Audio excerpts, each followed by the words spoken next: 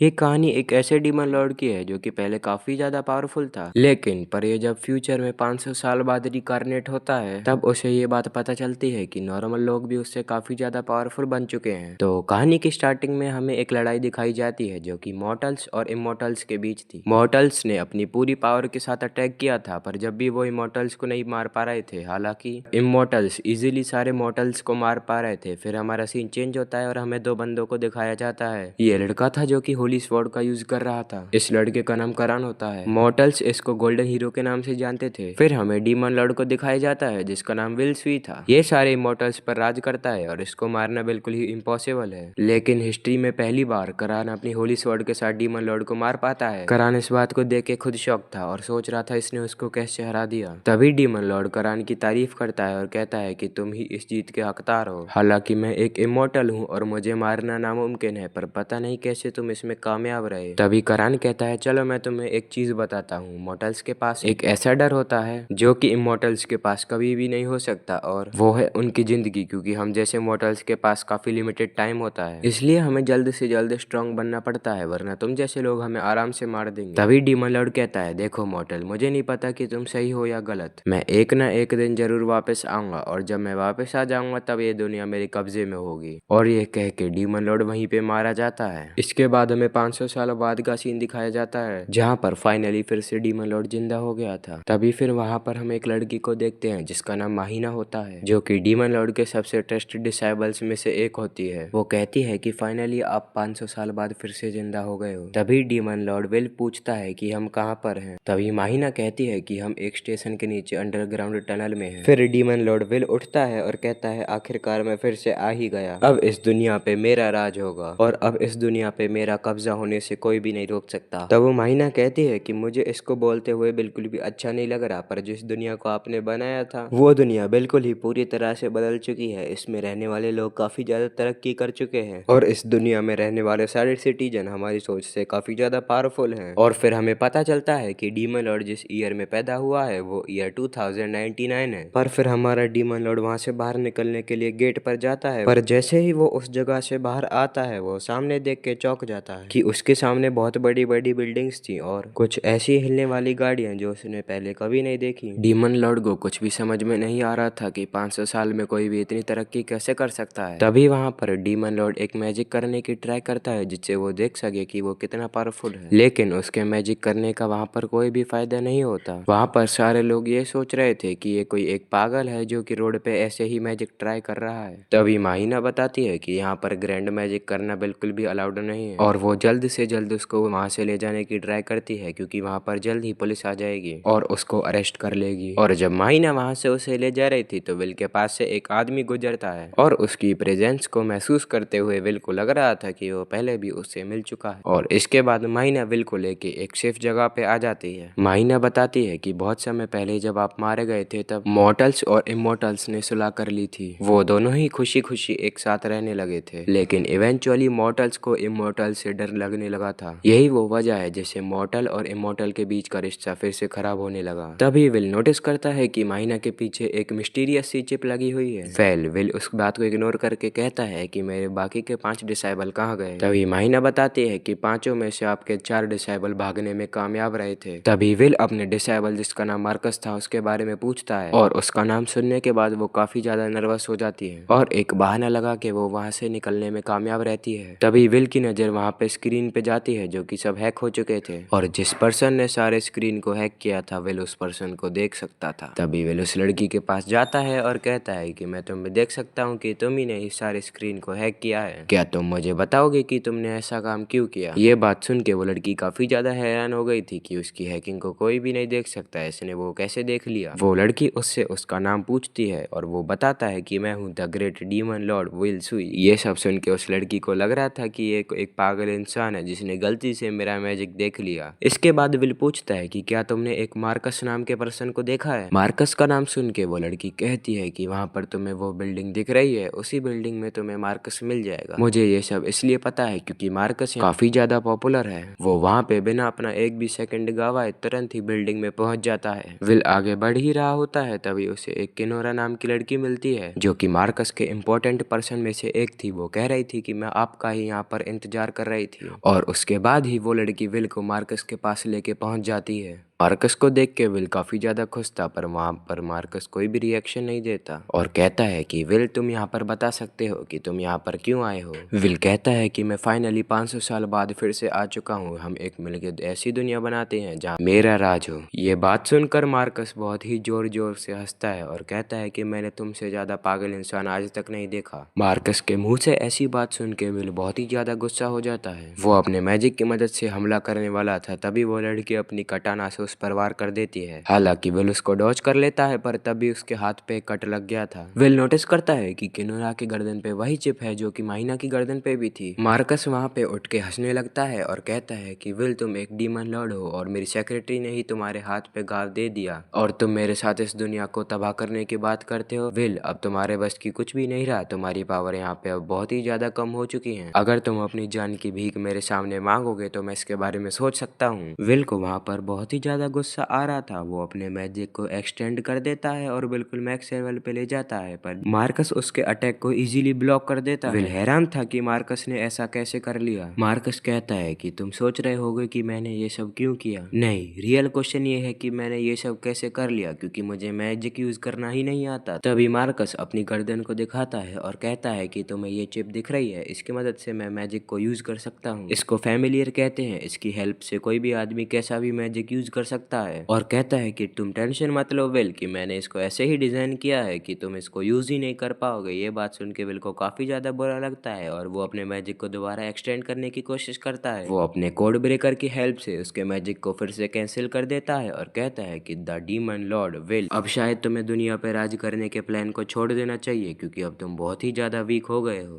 Will को ये सब समझ में आ गया था कि मार्कस इसको 500 साल पहले से ही बेट्रे करने की सोच रहा था। फिर मार्कस उस पर अटैक करता है और इतने सारे अटैक से विल बहुत ही ज्यादा घायल हो जाता है, पर मार्कस रुकता नहीं और अटैक पे अटैक करता है। विल इन सब अटैक के बाद नीचे गिर जाता है। विल वहां से गिर ही रहा होता है और तभी वहां पे एक ब्लास्ट होता है। मार्कस को लगता है कि विल वहां पे मर गया, पर विल नाजुक सी हालात में बच गया था। विल वहां से सेफ जगह जा रहा था, पर उसे सिटी के कुछ लोग दिख जाते हैं। वो लोग विल से लड़ाई करने लगते हैं, पर हमारा डीमन लॉर्ड उन सिटी के लोगों से ही पिट जाता है। विल कचड़े के ऊपर पड़ा रहता है और वो सोच रहा था कि दुनिया इतनी ज्यादा कैसे बदल सकती है। तभी वहां रोते रोते माहिना आती है और विल से माफी मांगती है कि वो विल को वहां पर अकेले छोड़ाई थी। माहिना कहती है कि विल मुझे माफ कर दो, मुझे लगा था अगर मैं तुम्हें मार्कस के बारे में बताऊंगी तो तुम उदास हो जाओगे, इसलिए मैंने तुम्हें मार्कस के बारे में नहीं बताया। तभी माहिना अपने घर के लिए अपने साथ विल को भी ले जाती है। वो ट्रेन में बैठते हैं और घर पहुंच जाते हैं। माहिना के घर पहुंचकर विल शॉक हो गया था कि माहिना एक ही कमरे में रहती है। इसके बाद विल को समझ आता है कि उसके मरने के बाद उसके डिसेबल को काफी ज्यादा मुश्किलें झेलनी पड़ती हैं। तभी हमें माहिना का पास्ट दिखाया जाता है। मॉर्टल्स माहिना को लावा के अंदर नीचे फेंक रहे होते हैं। जब वो नीचे गिरने लगती है तो विल वहां पर आके माहिना को बचा लेता है और कहता है कि तुम बहुत ही सुंदर हो, क्या तुम मेरी डिसेबल बनोगी। तभी रियलिटी में माहिना की आंख खुलती है और वो विल के लिए खाना बनाने लगती है। विल खाना खाता है और कहता है कि तुम बहुत ही अच्छा खाना बनाती हो। विल ने आज तक ऐसा खाना नहीं खाया, ये सब उसकी पास्ट लाइफ में नहीं मिलता था। तभी माहिना विल को बताती है कि बाकी के जनरल भी तुम्हारी तरह कहीं छुपे रहे होंगे। विल की रिजनरेटिव पावर बहुत ही ज्यादा कम हो गई है। कल रात की जो उसकी चोट थी वो अभी तक पूरी तरह से हील नहीं हुई है। और विल कहता है कि कल रात को जो उसने मैजिक किया था उससे क्लाउड को काफी ज्यादा दूर हट जाना चाहिए था, पर ऐसा बिल्कुल भी नहीं हुआ। माहिना कहती है कि मॉर्टल्स स्टेप बाय स्टेप काफी ज्यादा पावरफुल हो रहे थे और उन्होंने अपनी टेक्नोलॉजी को भी काफी ज्यादा इम्प्रूव कर लिया। माहिना बताती है कि तुम जिन कपड़ों में अभी हो तुम उन कपड़ों में नहीं रह सकते, तुम्हें इनको बदलना ही होगा। तभी माहिना और विल कपड़े खरीदने जाते हैं। विल को कपड़े अच्छे लगते हैं तो माहिना उसको खरीद लेती है। तभी विल माहिना से बात कर रहा था और कहता है कि मार्कस के साथ जब मैं बात करने गया मेरी उसके साथ लड़ाई हुई थी, मैंने उसके डिवाइस को देखा जो कि एक फैमिलियर था। तभी वो माहिना के फैमिलियर को देखता है और कहता है अच्छा ये इस तरह से काम करता है। माहिना कहती है कि वो पहले इस डिवाइस को यूज नहीं करती थी, फिर इसके बिना जीना मुश्किल हो गया तो ये इसको यूज करने लगी। विल यहाँ पर रुकता है और कहता है कि मुझे भी अगर जिंदा रहना है तो पैसे कमाने ही पड़ेंगे, क्योंकि माहिना मैं तुम्हारे कमाए पैसों पे पूरी तरह से डिपेंड नहीं रह सकता। माहिना कहती है नहीं आप ऐसा नहीं करो, करोगे, चाहे मैं कितनी भी मेहनत कर लूँ मैं पैसे लाऊंगी पर आपको काम करने नहीं दूंगी। विल कहता है कि माइना तुम मेरी मेन डिसेबल हो, मैं तुम्हारी कदर करता हूँ, मैं तुम्हारे पैसों पर पलना नहीं चाहता। ये सोसाइटी अब पूरी तरह से चेंज हो चुकी है, मुझे भी इसके साथ चेंज होना पड़ेगा। अगर माइना तुम मेरी हेल्प करना चाहती हो तो मेरा डीमन लॉर्ड बनने में साथ दो। माइना कहती है कि मैं अब आपका साथ दूंगी और आपको डीमन लॉर्ड बना के ही रहूंगी। फिर हमारा सीन चेंज होता है और हमें विल को दिखाया जाता है जो कि बैठ के एक डिवाइस को देख रहा था और वो माइना की बोली हुई बात को याद करता है। माइना कहती है कि ये एक डिवाइस है जो कि फोन की तरह है, इससे आप मुझे कभी भी कांटेक्ट कर सकते हो और कुछ भी सामान ऑर्डर कर सकते हो। और हाँ, इसमें एक जीपीएस नाम का सिस्टम भी है जो बताता रहेगा कि आप कहाँ पर हो। फिर हमें विल को दिखाया जाता है, वो बहुत ही ज्यादा भूखा था और वो माइना के पैसों से खाना नहीं चाहता था और पैसा कमाने का कोई जरिया ढूंढ रहा था। विल वहाँ से उठता है और चिल्लाते हुए कहता है कि मैं इससे टीम बनाया हूँ, क्या कोई मुझे कोई काम दे सकता है। फिर वहाँ पे एक ओल्ड मैन आता है और विल से कहता है कि तुम इतना चिल्ला क्यों रहे हो, यहाँ का एक रूल है कि किसी को कोई भी जॉब चाहिए तो वो गिल्ड में जाके अप्लाई कर सकता है। फिर वो ओल्ड मैन विल को एक रिज्यूमे देता है और कहता है कि तुम इस पे अपनी एबिलिटी के बारे में बता दो, मैं इसकी गारंटी तो नहीं दे सकता पर क्या पता तुम्हारी इससे जॉब लग जाए। हमें विल को दिखाया जाता है जो कि गिल्ड में पहुंच गया था और अपने रिज्यूमे को सबमिट कर रहा था और अपनी पावर को एक्सप्लेन करते हुए कहता है कि मैं हर टाइप का मैजिक यूज कर सकता हूँ और अगर तुम्हें नहीं पता तो मैं हूँ the great demon Lord will सुई। वो बंदा कहता है कि बहुत ही बढ़िया, तुम बहुत ही ग्रेट डीमन लॉर्ड हो पर मैं तुम्हें जॉब नहीं दे सकता, तुम पे कोई भी फैमिली नहीं है। और इसके अगले सीन में हम विल को माहिना के पास देखते हैं, वो उसकी गोद में लेटते हुए कहता है कि मुझे कोई भी जॉब नहीं मिल सकती, मुझे पे फैमिलियर नहीं है। माहिना कहती है कि तुम चिंता मत करो, मैं एक एजेंट को जानती हूँ, वो तुम्हें जॉब दिला सकता है। फिर अगले ही सीन में हम माहिना और विल को देखते हैं, वो उसी लड़की के पास आए थे जिस लड़की ने पहले हैकिंग की थी। इसका नाम ताकाहाशी बताया जाता है और ये जल्दी उसका दोस्त बन जाता है। विल ताकाहाशी के फैमिलियर को देख रहा था जो कि काफी अलग था। ताकाहाशी कहती है, विल अगर तुम्हें कोई भी जॉब चाहिए तो गिल्ड में जाना चाहिए। विल कहता है कि मैं वहाँ से पहले ही होके आया हूँ, मुझ पे कोई भी फैमिलियर नहीं है, इससे मुझे जॉब नहीं मिल सकती। ताकाहाशी सोचती है और कहती है कि विल तुम्हें मुझे कुछ यूनिक लगता है, तुम एक स्ट्रीमर बन सकते हो। वो कहती है कि स्ट्रीमिंग से तुम अपना टैलेंट दिखा सकते हो जिससे तुम्हें सब्सक्राइबर मिलेंगे और कुछ पैसे भी, और तुम्हें एक ऐसी ऑडियंस मिलेगी जो कि तुमसे प्यार करेगी और तुम्हें कुछ सुपर चैट भेज के भी पैसे दे सकते हैं। विल कहता है कि मुझ पे और कोई चारा भी नहीं है, कुछ टाइम के लिए मुझे यही करना पड़ेगा। हमारा सीन माहिना के घर में चेंज होता है जहाँ पे तकाशी गेमिंग सेटअप के साथ खड़ी थी। वो उस पे विल को बैठाती है और उसके हाथ में एक गेम पकड़ा देती है। वो कहती है कि ये गेम काफी डिफिकल्ट है पर अगर तुमने इसको पार कर दिया तो तुम काफी अच्छे स्ट्रीमर बन सकते हो। विल कहता है तो बस हो गया, मुझे ये गेम कभी हरा ही नहीं सकता क्योंकि मैं एक डीमन लॉर्ड हूँ। पर जब वो गेम खेलता है, खेलते खेलते काफी टाइम हो जाता है पर वो लेवल 1 से आगे ही नहीं बढ़ पा रहा होता है। वो उसमें ही काफी ज्यादा बार मर रहा था। वो कहता है ये गेम मेरे लिए बिल्कुल भी नहीं बना। तकाशी कहती है रुको, मेरे पास एक आइडिया है, विल काफी ज्यादा हैंडसम है, हम उसका फायदा उठा सकते हैं, हैंडसम बंदे को हारते हुए देखकर लोगों को बहुत मजा आएगा। फिर ताकामाशी स्ट्रीम को चालू कर देती है। विल डेली स्ट्रीमिंग करता था और बहुत ही ज्यादा मेहनत करता था पर उसको कोई भी नहीं देखता था। पर धीरे धीरे उसकी क्वालिटी बढ़ती गई और क्वालिटी कंटेंट की वजह से उसके काफी ज्यादा सब्सक्राइबर बढ़ गए थे और उसके हेटर्स भी काफी ज्यादा हो गए थे जो उसको ट्रोल कर रहे थे। पर विल एक डीमन लॉर्ड है, इन सब से उसको कोई भी फर्क नहीं पड़ता। पर धीरे धीरे उसके क्वालिटी और सब्सक्राइबर बढ़ते ही जा रहे थे, उसका गेम प्ले भी इम्प्रूव हो गया और उसको काफी ज्यादा लोग देखते थे। फिर माहिना घर आ जाती है, उसके आते ही विल अपनी स्ट्रीम को बंद कर देता है और कहीं बाहर चला जाता है। विल बाहर जाके एक चीज नोटिस करता है कि उसकी तरह काफी सारे लोग हैं जिनके पास जॉब और पैसे नहीं है। विल वहाँ पर एक बंदे को देखता है जो उसको जाना पहचाना लगता है। विल उसके पास जाता है और पहचान जाता है कि ये वही है जिसने अपनी होली स्वॉर्ड से उसको मारा था। फिर हमें करान का पास्ट का सीन दिखाया जाता है जहाँ पे वो छोटा था और उसकी बहन की तबीयत काफी ज्यादा खराब हो गई थी। तभी वो बाहर जाता है, उसके पापा कहते हैं कि जंगल के पास से दवाई ले आओ, वहाँ काफी ज्यादा मॉन्स्टर हैं, इसलिए तुम इस स्वॉर्ड को भी ले जाओ। करान वहाँ से दवाई लेने के लिए चला जाता है। करान को दवाई मिल जाती है और वो उसको लेके वापस जा रहा था। काफी रात हो गई थी और वो एक ग्रुप को देखता है जो कि डीमन लॉर्ड के अंडर आता था, पर वो उनसे बच बचा के अपने घर पहुंच जाता है। पर वो जैसे ही अपने विलेज पर पहुंचता है वो देखता है कि डीमन लॉर्ड ने सब कुछ तबाह कर दिया। करान काफी ज्यादा उदास हो जाता है और वो कहता है कि वो कुछ भी करके डीमन लॉर्ड को मार कर ही रहेगा। हमारा सीन चेंज होता है और हम विल और करान को देखते हैं जो कि बैठ के खाना खा रहे थे। करान कह रहा था कि किस्मत भी क्या चीज होती है, मुझे अपने परिवार के कातिल के साथ बैठ के खाना पड़ रहा है। विल कहता है कि तुमने मेरे काफी सारे डिसेबल और आर्मी के साथ साथ मुझको भी मार दिया था और अब हिसाब बराबर हो गया है, तुम खाने पे फोकस करो। पर करान इसमें मेरी भी गलती है, मैंने भी तुम्हारी फैमिली को मार के सही नहीं किया, वैसे तुम तो एक मॉर्टल हो, तुम अब तक जिंदा कैसे हो। करान बताता है कि जब मैंने तुम्हें मार दिया था तो मुझे एक गॉडेस खुश हो गई थी, उसने मुझे वरदान दिया कि मैं कभी भी नहीं मरूंगा। इसके बाद ये सब खाना खा लेते हैं और करण वहाँ से उठ के चला जाता है। वह सोच रहा था कि जिस काम के लिए मैं आया था वो काम तो मैंने करा ही नहीं, पर कोई नहीं, मैं उसको कल कर लूंगा। जब वो अपने घर के लिए जा रहा था तो वो ताकेहिशी को देखता है। वो कह रही थी कि तुमने काम ज्यादा ही जल्दी कर दिया। वो उसके ज्यादा पैसे मांगने लगता है। ताकेहिशी मना करती है कि तुम्हें ज्यादा पैसे नहीं मिलेंगे। वो ताकेहिशी पर हाथ उठाने जाता है पर वे उसको रोक लेता है और वो कहता है तुम्हारी दिक्कत क्या है। वो आदमी कहता है तुम तो वही कमजोर बंदे हो जिसको मैं पहले भी मार चुका हूँ, तुम मुझसे दोबारा पिटने के लिए आ गए। विल ताकाहिशी से कहता है तुम अपने घर चली जाओ, इसको मैं देख लूंगा। ताकाहिशी कहती है कि मैं यहाँ से नहीं जाऊंगी। फिर वो आदमी विल पे हमला कर देता है। विल उसके हाथ को रोक देता है। विल कहता है कि मैं तुम जैसे सिटीजन पे अपनी पावर यूज करना नहीं चाहता था, पर तुम अब ऐसे नहीं मानोगे। विल अपनी पावर को रिलीज करता है और उस पे एक पंच मारता है। उसके एक पंच से वो बहुत ही पीछे उड़ के जाता है और कचड़े के ऊपर लौट जाता है। विल कहता है कि मैंने ऐसे ज्यादा जोर से मार दिया, इतनी ताकत से मुझे इसको नहीं मारना चाहिए था। वो ताकाहाशी से कहता है कि ऐसा क्या काम है जो वो नहीं कर पाया, उसको मैं कर दूंगा। ताकाहाशी कहती है हमें बस एक गुंडे के ग्रुप से एक चीज चुरा के लानी है। वो कहता है ये तो मेरे बाएं हाथ का खेल है, इसको मैं आराम से कर लूंगा। हमारा सीन चेंज होता है। ताकाहाशी उससे कह रही थी तुम्हें बस उनका ध्यान भटकाना है और आगे का काम मैं देख लूंगी। पर हमारे डीमन लॉर्ड को इतने में कहाँ चैन मिलने वाला था। वो सीधे गेट तोड़ के उन पे हमला कर देता है। वो अंदर जाके देखता है वहाँ पे कुछ लोग थे। वो लोग याकुजा गैंग के मेंबर माने जाते हैं। विल कहता है कि ताकाहिशी जो टेबल पे क्यूब रखी है हमें वही चुराना है ना। ताकाहिशी कहती है हाँ हमें वही चुराना है, पर तुम बिना फैमिलियर के मुझसे बात कैसे कर पा रहे हो। विल कहता है कि मैंने जब तुम्हारे फैमिलियर को देखा था तो मैंने उसके कंपोनेंट को कॉपी कर लिया था और मैंने अपने हिसाब से अपने लिए कंपोनेंट को मिला के एक फैमिलियर बना लिया है। वो कहता है कि तकाशी तुम बिल्कुल भी चिंता मत करो, मैं तुम्हारे लिए वो आइटम लेके ही आऊंगा। और वो चिल्ला के कहता है मैं हूँ the great demon Lord will सुई। वो कहता है कि मेरे मिलियन में सब्सक्राइबर है, तुम मुझे जानते ही होगे। वो याकुजा ग्रुप कहता है कि ये कौन आ गया, अब इसको मरना ही होगा। विल कहता है कि मैंने अपने फैमिलिया को ऐसे सेट किया है, मेरे जितने ज्यादा सब्सक्राइबर होंगे यानी जितने ज्यादा लोग मुझे जानेंगे मैं उतना ही ज्यादा पावरफुल होता जाऊंगा। तभी वो लोमड़ी जैसा बंदा हमारे हीरो पे फायर करने वाला होता है। विल अपने मैजिक की हेल्प से अपनी बॉडी को बहुत ही ज्यादा पावरफुल कर देता है और उसको एक किक मार देता है। वो उन सबको मारने के साथ साथ उनकी सारी बुलेट्स को भी डॉज कर रहा था। विल के पावर और विल के मैजिक को देख के उनका बॉस विल पे असली गन से फायर करने जा रहा था, पर ताकाहिशी उसके पॉइंट ऑफ व्यू को हैक करके स्क्रीन को शेक टाइप कर देती है। विल अपनी स्टील जैसी बॉडी से उनके बॉस को एक जोरदार किक मार देता है। वो सबको मार देता है। ताकाहिशी कहती है बहुत बढ़िया विल, चलो अब उस आइटम को लो और यहाँ से चलते हैं। विल उस क्यूब को लेने ही वाला होता है, पर तभी वहाँ पे एक ब्लास्ट होता है और एक इनविजिबल सा रोबोट उसे मारने लगता है। विल उठ के अपनी पावर की हेल्प से उसके सारे अटैक को डॉज कर रहा था और वो उस ग्रुप की गन को उठा लेता है और उस बॉट पे फायर मारने लगता है। वो उसके ऊपर जो इनविजिबल टाइप की चीज थी वो उसको हटा देता है। उसको हटाने के बाद वो देखता है कि वो वहाँ का सबसे पावरफुल रोबोट है। काफी ज्यादा देर उस रोबोट के बारे में सोचने के बाद ताकाहिशी कहती है ये एक मेटा रोबोट है, काफी साल पहले बना था और इसको ऑक्शन में सेल कर दिया था, ये काफी महंगा बिका था। ये काफी ज्यादा पावरफुल रोबोट है और ये इतना महंगा है कि याकुजा ग्रुप इसको कभी भी अफोर्ड नहीं कर सकता। तो ये रोबोट यहाँ पे कैसे आ सकता है। दूसरी तरफ विल उस रोबोट से फाइट कर रहा था। काफी ज्यादा शॉट मारने के बाद भी वो उस रोबोट को बिल्कुल भी डैमेज नहीं कर पाया। वहीं पे वो रोबोट अपनी रेजर गन निकाल के विल पे फायर कर रहा होता है, पर विल उनको डॉज कर लेता है।